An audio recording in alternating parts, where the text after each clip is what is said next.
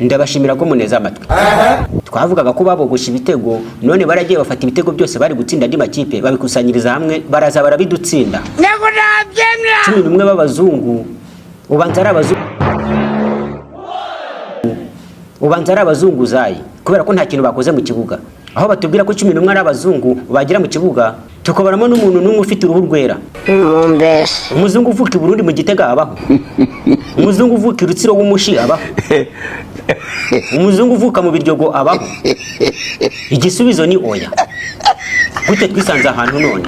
Abazungu babiri twaguze ko tutababona mu kibuga baje gufura imyenda.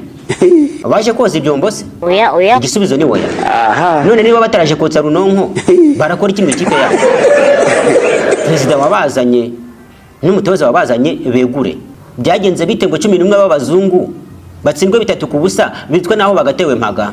Mpaga ni igikipe itageze ku kibuga hakabarwa ko yatsinzwe ibitego 3-0.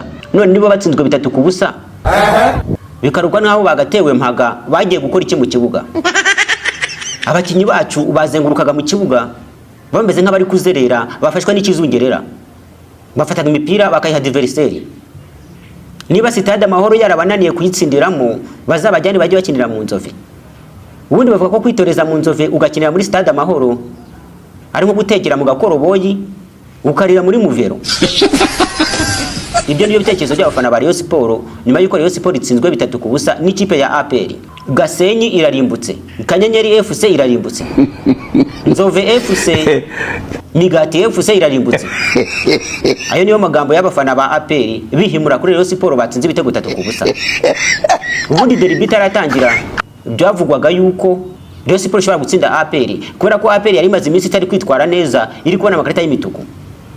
Yewe n'abafana ba Rayon Sport barafite icyizere yuko bashobora kubitsinda. Abafana ba APR barafite impungenge yuko ngo umusifuzi ashobora kwakura mu mufuka.